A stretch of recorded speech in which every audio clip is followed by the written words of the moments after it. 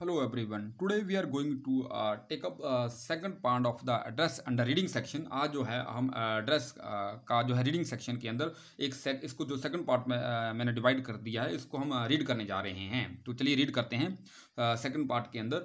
Won't you sit down? Asked the girl. जहाँ पे देखिए जो narrator है जो है मिसिस डोलिंग के घर जाती है. मिसिस डोलिंग घर नहीं थी तो उसकी लड़की ने दरवाज़ा खोला तो लड़की कहती है क्या आप बैठेंगे नहीं. She held open the door of the living room. उसने लिविंग रूम का दरवाज़ा खोला. आई वेंट इनसाइड पास्ट हर. मैं उसके पीछे चली गई. I stopped. मैं रुक गई. हॉरिफाइड. डर गई. I was in A room. मैं कमरे में थी. आई न्यू जिसको मैं जानती थी एंड डिडंट नो और नहीं जानती थी. I found myself in the midst of things. मैंने अपने आप को उन चीज़ों के मध्य पाया. I did want to see again जिनको मैं देखना चाहती थी. वट विच ऑप्रेस्ड मी जिससे मुझे निराशा हुई. इन द स्ट्रेंज एटमोस्फेयर. अब देखिए जहां पे क्वेश्चन है कि उसको निराशा क्यों हुई है. Because things had been lying in the strange atmosphere. Strange surrounding जो थिंग्स थी जो स्ट्रेंज सराउंडिंग में थी. और because of the tasteless way क्योंकि ये एक बेढंगे तरीके से अरेंज की गई थी. Because of the ugly furniture और the muggy smell that hung there. क्योंकि वहां पे जो है बेढंगा फर्नीचर था. जहाँ मगी स्मेल होता है सीलन की बदबू थी जो वहां पे फैली हुई थी.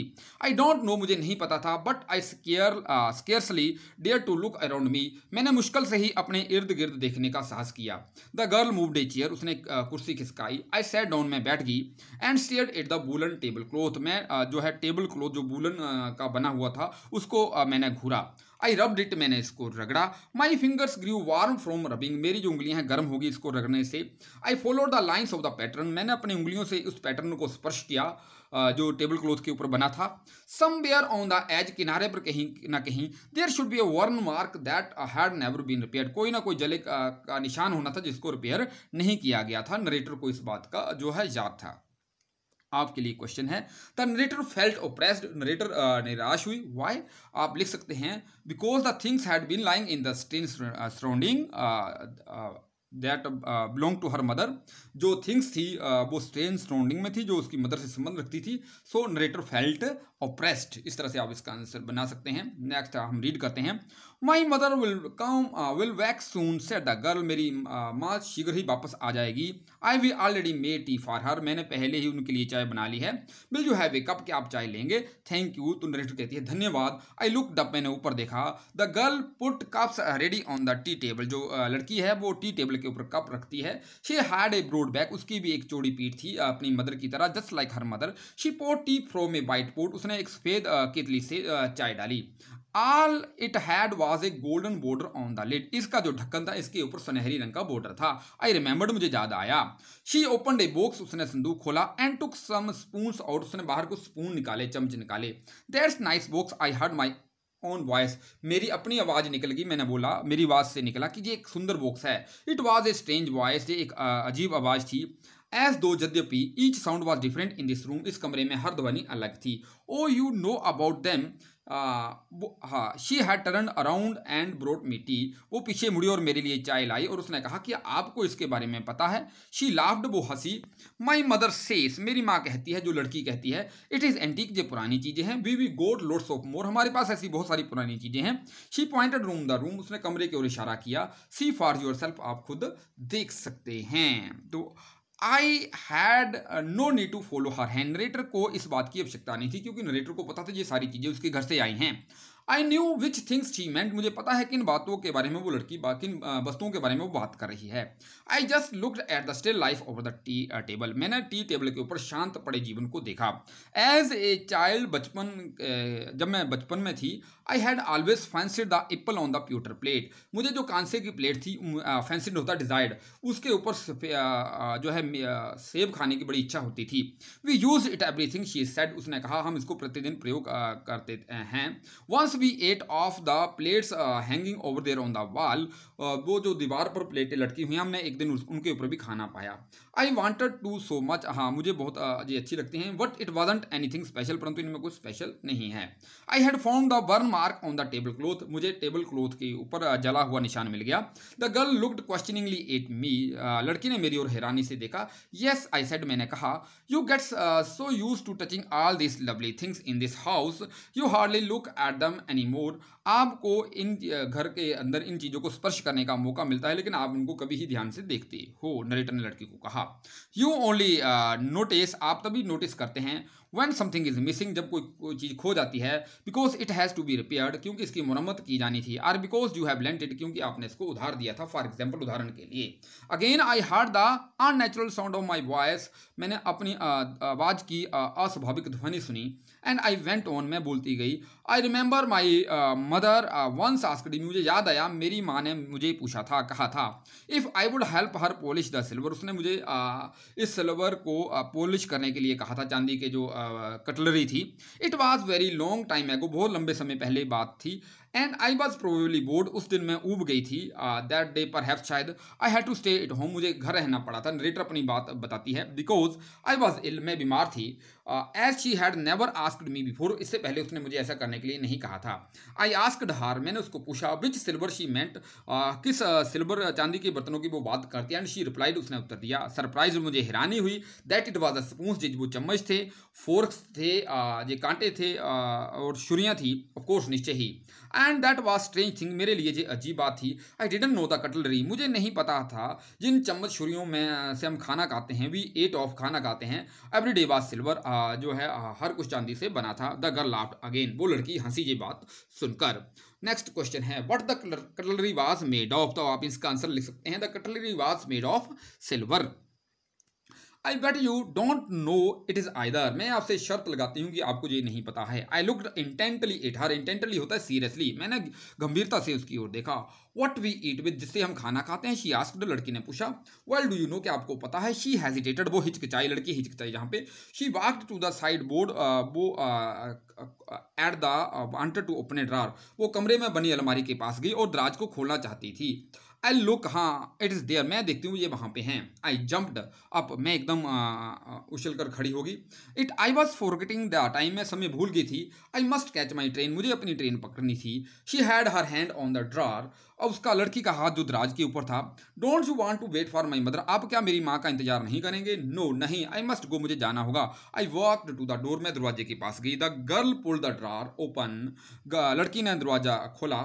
आई can find my own way, मैं अपने तरीके से पता लगा सकती हूँ। As I walk down the passage, लड़की जानना चाहती थी कि ये वाकया चांदी के बने हैं या नहीं। As I walk down the passage, जैसे ही मैं रास्ते में पहुंची, वहाँ पे जा रही थी। I heard the jingling of spoons and fork, मैंने जो है चम्मच और जो है कांटों की आवाज़ खन खन सुनी। जिंगलिंग होता खन खन। At the corner of the road, road के कॉर्नर पर। I looked up at the number plate, मैंने नंबर प्लेट को देखा। मार्कोनी स्ट्रीट इट साइड, इसके ऊपर मार्कोनी स्ट्रीट लिखा था। I had been at the number 46, मैं 46 नंबर घर पे गई थी। द एड्रेस वॉज करेक्ट, पता सही था। But no, I didn't want to remember it any more, परंतु मैं अब इस एड्रेस को याद नहीं रखना चाहती थी। Here narrator wants to forget the address, यहाँ पे इसीलिए कहा है कि I didn't want to remember it any more.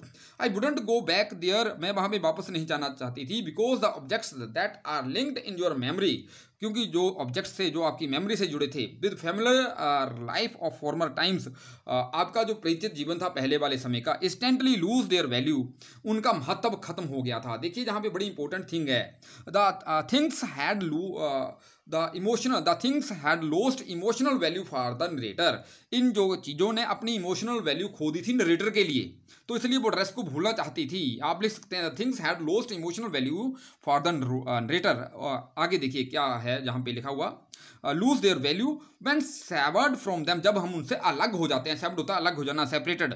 You see them again in a strange surrounding, आप इनको स्ट्रेंज सराउंडिंग में देख सकते हैं। तो देखिए पहली बात, the things had lost emotional value for the narrator, and second thing was know things were lying in the strange surroundings, जो थिंग्स थी स्ट्रेंज सराउंडिंग्स में पड़ी हुई थी।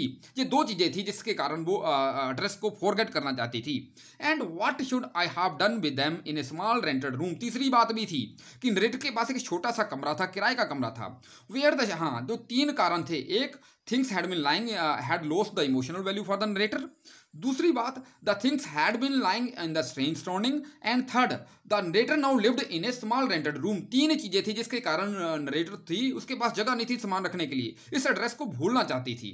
हाँ नेक्स्ट चलिए रीड करते हैं जहाँ हमने छोड़ा था। I have and what should I have done with them in a small rented room. मेरे पास छोटा कमरा था। Where the shreds of black out paper, जहाँ पे काले पेपर के टुकड़े थे, still hung along the windows, जो खिड़कियों के पास लटके हुए थे, खिड़कियों को कवर करने के लिए जो ब्लैक आउट पेपर यूज होते हैं, श्रेड होता है टुकड़े। And no more than a handful of cutlery, और मुट्ठी भर वहाँ पे जो कटलरी थी, कटलरी का मतलब फोर्क्स नाइफ्स थे, fitted in the narrow table ड्रार, जो मेरे जो है तंग दराज थी टेबल की, उसमें आते थे। आई रिजोल्व, मैंने निर्णय लिया, निश्चय किया, to forget the dress, dress को भूलने का। ऑफ ऑल थिंग्स, सारी सामान के बारे में, आई हैड टू फॉरगेट, मुझे भूल जाना था। That would be the easiest, यही बात मेरे लिए आसान होती। तो जहाँ पे देखिए हाँ एक क्वेश्चन है, why did the narrator decide to forget the address. अभी आपको 3 बातें बताई हैं।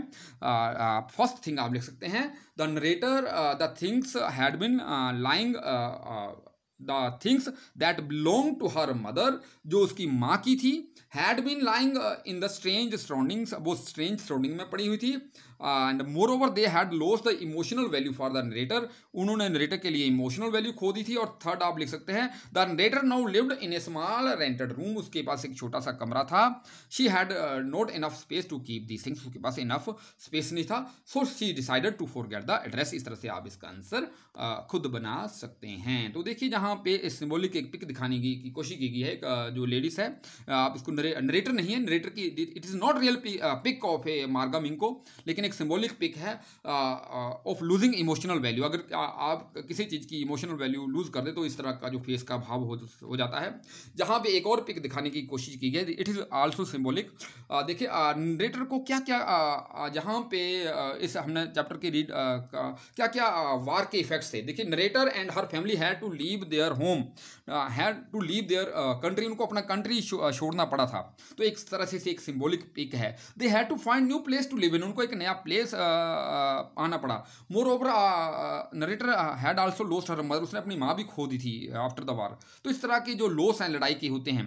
और एक सबसे बड़ा लॉस क्या हुआ, जो है सेल्फिशनेस ह्यूमन बिहेवियर में आ जाती है। Mrs Darling refuses to recognise the narrator. इस तरह की बातें जो हैं हमें पता चलती हैं, जो लड़ाई के इफेक्ट होते हैं। Means wars not only kills, जो है kills us at physical and emotional level, but also at spiritual level पर भी जो है बात खत्म कर देती है। हाँ तो एक देखिए एक पिक दिखाने की कोशिश की गई, it is also a symbolic pic कि जो नरेटर है अभी वापस जा रही है ट्रेन में बैठकर। So thanks for watching video. इस वीडियो को सब्सक्राइब करें, लाइक करें और शेयर करें। Have a nice day.